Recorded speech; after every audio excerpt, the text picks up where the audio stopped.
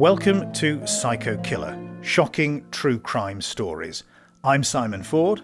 And I'm Jack Morrell. Today's case is one of the most harrowing in British criminal history. The brutal murders of two 10-year-old girls, Holly Wells and Jessica Chapman, by a man who chillingly was working as a school caretaker at the time. His name? Ian Huntley. A man who on paper appeared ordinary, unremarkable. But beneath that thin veneer of normality lay something monstrous.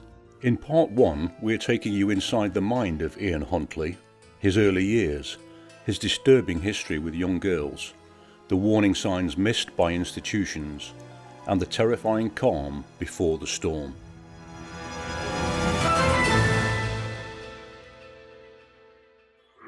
Taking their walk towards the unknown, these are the last identified steps of Holly and Jessica.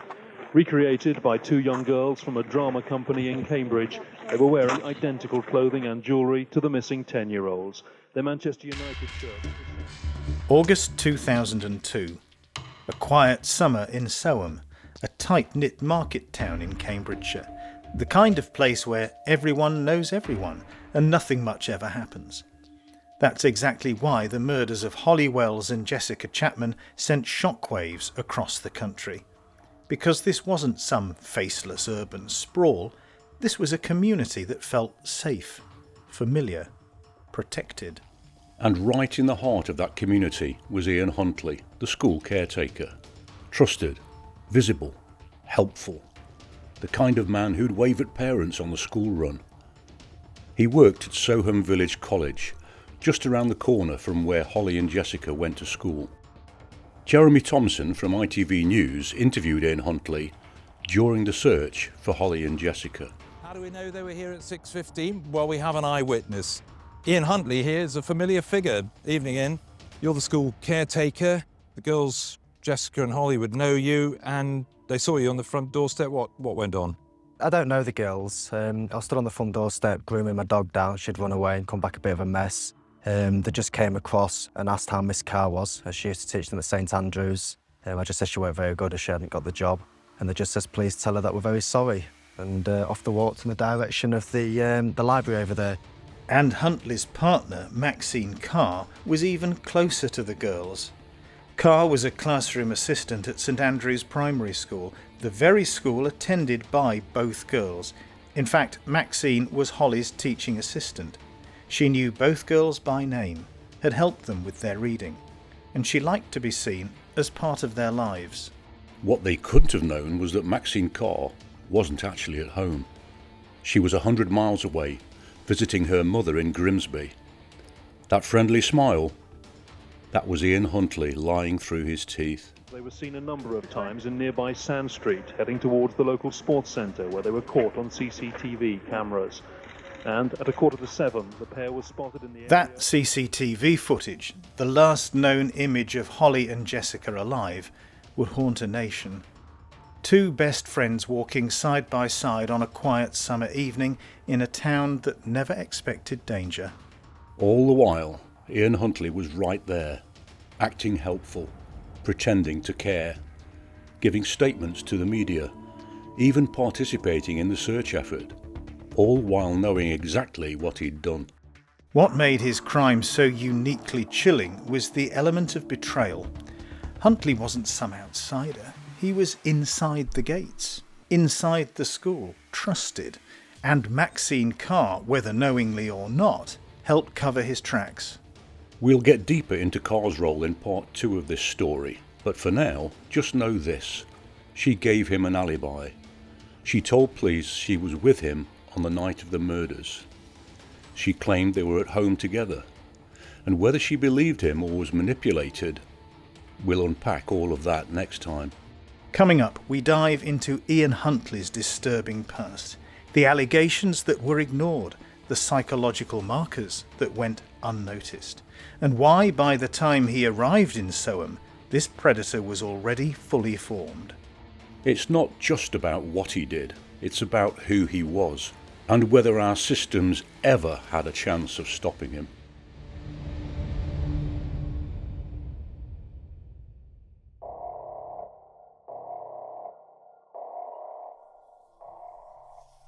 It was a warm summer's day in Soham, August the 4th, 2002. A Sunday like any other. Let's walk ourselves through the timeline of what happened to Holly Wells and Jessica Chapman on the day they died. 12 p.m. Holly and Jessica are at the Wells' family home enjoying a barbecue with their parents. It's the school holidays. The girls are relaxed, laughing, full of energy.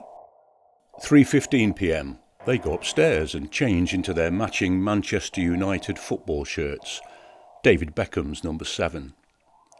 A photo is taken of the two girls smiling side by side.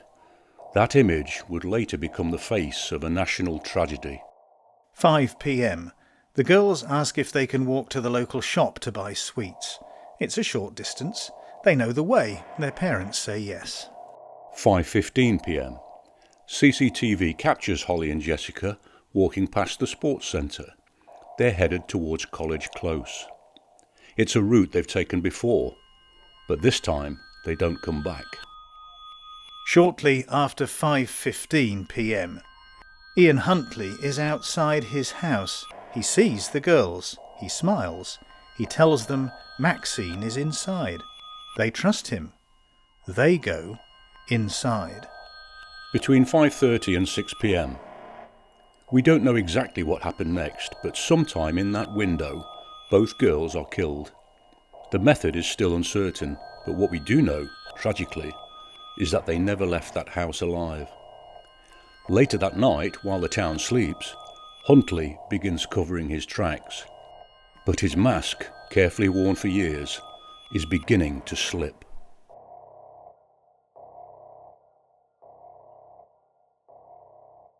To make sense of the terrible murders of Holly Wells and Jessica Chapman, we need to understand the man who committed them. Because Ian Huntley didn't just wake up one day and become a killer. His crimes in Soham were the horrific climax of a long, disturbing trajectory, marked by manipulation, predation, and failure after failure by the institutions that should have stopped him. That's right. And what's especially disturbing is just how many warning signs there were.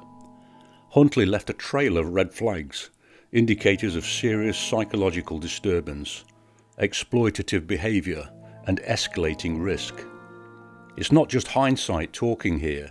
These were the patterns that, if properly recognised, could and should have stopped him long before he ever arrived in Soham. Born in Grimsby in 1974, Huntley was the eldest of 2 sons. He came from a fairly ordinary working-class background, but even from a young age he stood out, though not in a good way. Teachers described him as isolated and socially awkward. Classmates called him a loner. He had difficulty forming relationships and often reacted to rejection with intense anger or sulking. He dropped out of college, drifted through dead-end jobs, and never managed to keep himself stable. He lacked direction, ambition, and accountability. Yet he developed a sinister sort of cunning. He learned how to manipulate people, especially younger, more vulnerable girls, and he got good at it. Between 1995 and 1999, Huntley was the subject of at least 10 separate allegations involving underage girls. These included accusations of statutory rape and indecent assault. Some victims were as young as 13. And while none of the cases led to prosecution due to lack of evidence or withdrawn statements, the consistency of the complaints paints a very clear picture.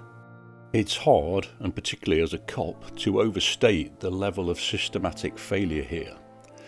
Each allegation was logged in isolation. No one joined the dots. There was no national safeguarding system robust enough to track his history. So when he applied for a job as a school caretaker in Soham, Huntley came up clean. This was a man with a known pattern of predatory behaviour, and yet he was given access to school grounds and proximity to children. Let's put Huntley's profile in context. Psychologists often talk about the McDonald triad, 3 behavioural indicators in childhood that are believed to correlate with future violent behaviour: cruelty to animals, fire setting, and persistent bedwetting beyond the typical age. In Huntley's case, we know of at least one confirmed behaviour. He was known to torture and kill animals as a teenager. He was also fascinated by fires and was suspected of setting several blazes in abandoned buildings. Combine that with his manipulative streak, his inability to empathise, and his control over others, and the warning signs start flashing bright red. And then there's the Hare Psychopathy Checklist Revised, or the PCLR as we refer to it. It's a diagnostic tool used to assess the degree of psychopathic traits in individuals. It scores 20 items across 2 key factors: interpersonal affective traits and antisocial behaviour. Traits like pathological lying, shallow affect, lack of empathy, parasitic lifestyle, and poor behavioural control. Based on what we know post-conviction, Huntley checks a disturbing number of these boxes. In fact, many forensic psychologists reviewing his case believe he would score well above the diagnostic threshold of 30.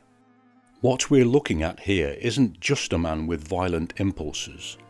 It's someone with a deeply ingrained pattern of using, discarding, and destroying others to serve his own ends without remorse. That's the hallmark of psychopathy.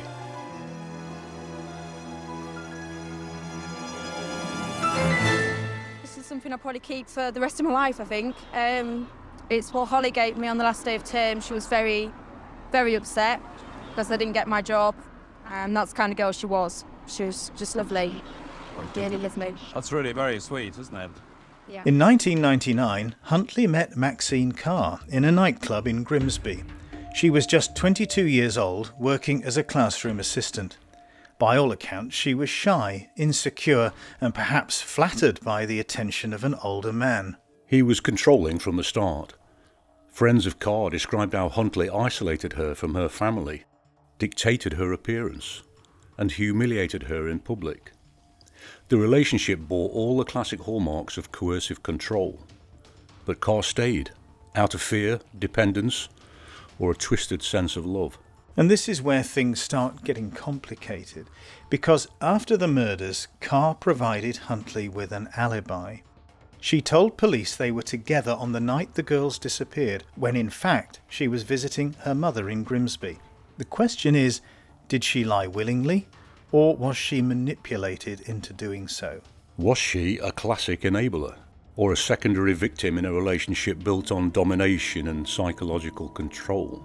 It's a question we'll explore in part 2, when we take a much closer look at Maxine Carr's role in the murders of Holly Wells and Jessica Chapman, and whether she should be judged as an accomplice or something more complex. They believe the girls are still alive, are probably being held together and very much against their will.